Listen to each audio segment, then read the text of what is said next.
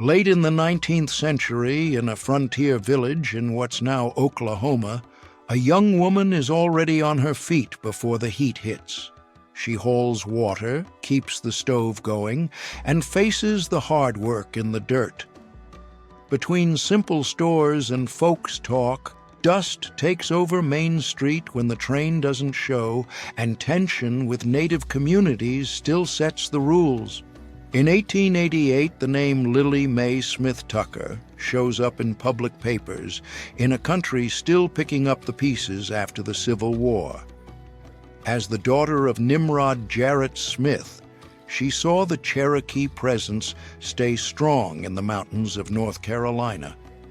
At the county courthouse, ink and a stamp locked in family ties, so nobody disappeared from the official books. Marcia Paschal grew up hearing that her family carried both a uniform and Cherokee blood on the same branch. In Memories and Letters, Lieutenant Colonel George W. Paschal shows up, always on the road in the 19th century, crossing rough trails and towns that barely had a sign. What holds it all together is the repeat of names, trades, and customs passed down from father to son. Around 1898, Hattie Tom, a Chiricahua Apache woman, shows up in the records of a major gathering in Omaha. Frank A. Reinhardt notes how she presents herself to the public. Choice of clothing, adornments, and posture, all thought through. For people who study the period, that speaks to identity, respect in the community, and rights kept standing as the century turned. In 1890, a young Lakota man appears wearing what his people used day to day, while politicians in Washington, D.C. were pushing him to become the same. He faces forward, steady, like he's saying, "There's family and honor here." For historians, that record offers a way to see culture, memory, and resistance when the pressure was coming from the top. Around 1914, a young Kwakwakawaku, Tsawatainuk, lived by the tides, fishing, gathering, and learning from elders about names, territories, and family stories. With the salmon run and cedar canoes, the community kept its rights and genealogies, sometimes in secret, when the law wanted to ban the potlatch. In an Old West record, an unnamed girl holds everyday bowls, just regular household stuff. The platinum print, a late 19th century favorite technique, was linked to Adam Clark Vroman around 1900 near adobe villages and trading posts, showing routine, care, and the economy of every drop of water. Around 1900, a portrait of an indigenous teenage girl shows the times in the details: chosen clothing, a steady posture, and a look that doesn't back down. It was the era of official records, when agents and boarding schools tried to shape customs. Even so, she presents herself her way, holding on to her identity under watch. Around 1880, Inusk was remembered as the daughter of a Kickapoo chief in a time of shaky ground on the frontier. With territories shifting, the family held alliances together with ceremonies, language, and trade with other peoples, kind of keep it together the hard way. Her name became a message. Leadership is service and responsibility, not a stage. Julie Nelson, born in 1886, lived through the period when the government pushed, "Speak English, forget your people." Even so, she kept her tie to the land, harvesting, fishing, ceremonies, and subsistence work. Without making a speech, she taught the younger ones in everyday life with that quiet strength old-timers respect. Alice came into the world around the turn of the century out in the U.S. Northwest. In government paperwork, missions, and boarding schools, her name shows up tied to Cayuse, Walla Walla, or Umatilla, sometimes spelled different ways.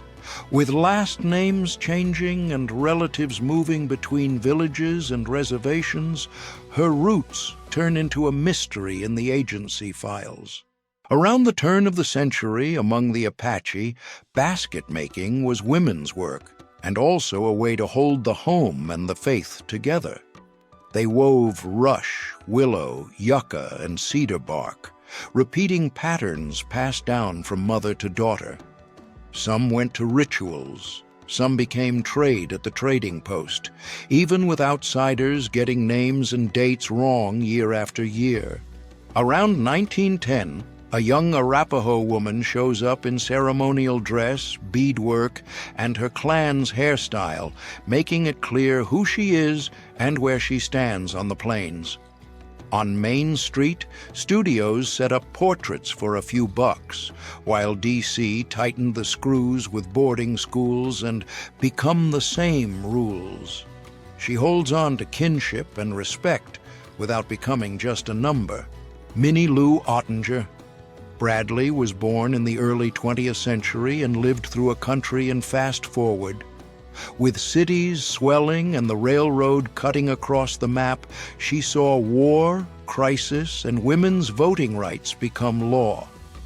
At work, at home, and in local politics, what counted as normal kept changing from the New Deal to the post-war years, even in kitchen talk and the grocery line.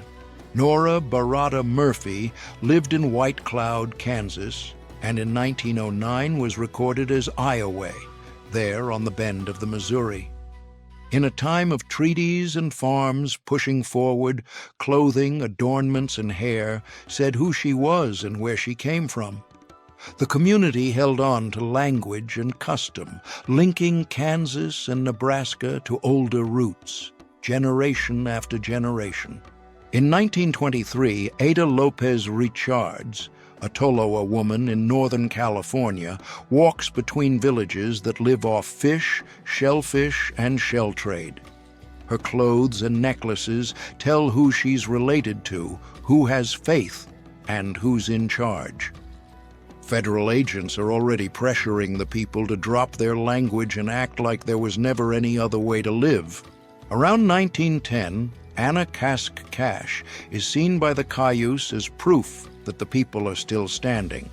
The long dress, the beadwork, and the ceremonial blanket mark land, family, and duty to the clan.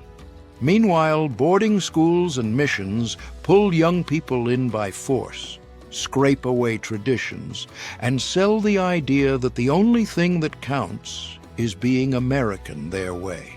In 1908, a young Plains Sioux woman appears in well-stitched leather, feathers pinned in her hair, and beadwork in straight patterns that speak of hunts, relatives, and old alliances. Every detail is a quiet message that the people are still holding strong, even with rails, soldiers, and new laws closing in on the territory from every side. On May 29, 1939, in the Great Smoky Mountains, June Welch, a Cherokee woman, wears clothing full of beadwork, bold patterns, and hand-worked fabric. Tourists see a quick show. For her, it's the memory of grandparents, a promise to the land, and proof that a people can try to change with the country without getting lost along the way in their own history. Lena Geronimo was born in 1886 inside Fort Marion in St. Augustine, Florida, while the Chiricahua Apache were held there as prisoners of war. The daughter of Goyahweh, the chief known as Geronimo, she grew up far from the desert. Her birthplace became a reminder of exile and the price paid to stay alive in America. Around 1910, a young Kiowa woman was growing up on the Great Plains, holding things together while the government in Washington tightened the pressure. She cooked, sewed, traded goods, and gathered the children around the fire, repeating the ancestors' stories so they'd know who they were, be proud of the land, and not bow down. Around 1900, Josefa Rios of the Tohono O'odham people became a steady presence in her community. She helped with ceremonies, kept the language alive in everyday life, and taught people how to plant corn and beans in the dry desert. When the government school tried to force new customs, she kept the people together around tradition and the old way of living. In 1892, a young Kiowa woman got ready for ceremony with home-tanned leather, careful beadwork, and designs handed down in the family. Every detail told the story of her people who were watching their territory shrink. While agents demanded white clothes, she showed steady that Kiowa identity wasn't something you gave up on anyone's orders. In the 1880s, Juanita Buck, a Dakota Sioux woman, felt the weight of reservations and orders coming from far away. While relatives were pushed into English-language schools and confusing treaties, she held tight to the language, the dances, and village memories, telling stories of wars and broken deals so nobody would forget what had been taken. In the early 1900s, Goldie Jamison Conklin, from the Seneca Nation on the Allegheny Reservation, presented herself in finely made shawls and family beadwork. In 1910, her presence at gatherings was a clear message. People there still honored the Allegheny River, clan ties, and a culture passed from calloused hands to younger ones with quiet pride. In Oregon in 1900, a Umatilla leader faces the future, knowing the government wants to shrink the reservation even more. While Washington argues over treaties on paper, she carries her people's demands on her face, prays in silence, and negotiates every inch of land to make sure the nation doesn't disappear or get pushed away from the river. In New Mexico in 1905, Loti Ke Tede, known as Lota Atsi, poses neatly to please the missionary, the school, and the fair, but she's not there as decoration. Between the skirts, necklaces, and the way she carries herself, she shows that Laguna Pueblo still speaks with the ancestors, even with Uncle Sam trying to put everything in a display case. Around 1910, a young Kalispel woman keeps pace with the Pandorele and Spokane rivers, fishing, gathering, and taking part in ceremonies with family and neighbors. Meanwhile, government men draw borders on maps, demand boarding schools for the children, and try to swap the home language for rules coming out of Washington. In 1904, a Navajo woman meets the viewer with a half-smile and a firm chin, like she doesn't need to ask permission. The shawl, the jewelry, and the way she stands speak of herds, looms, and relatives gathered together. Under heavy pressure from missionaries and federal agents, she seems to say her life doesn't fit into white rules. In 1899, in a Seattle of cranes, rail lines, and ship smoke, a young Yakima woman steps into Frank LaRoche's studio and becomes a postcard for a lot of people back east. For some, it's just curiosity about the Wild West, but the way she dresses and presents herself shows the city is new and her people aren't, and she's not just passing through. In 1908, Awe Au of the Seneca Nation faces the country the way she chose to show up. Her clothes and adornments speak of discipline, faith, and family at a time when the government split up lands, pulled children into boarding schools, and called it progress for the common man. She stands steady, reminding everyone there was another way to live on this land. In 1906, Kau Oots, a Caddo woman, appears quiet while everything changes around her. Moved from East Texas and Louisiana to Indian Territory, she represents a people who keep planting, weaving baskets, and honoring the rivers, even as federal agents and railroad tracks tighten the grip. Her body says the land comes before the rails. In 1907, Lucille, a Dakota Sioux woman, steps into Edward Curtis's lens as living proof of a people who endure.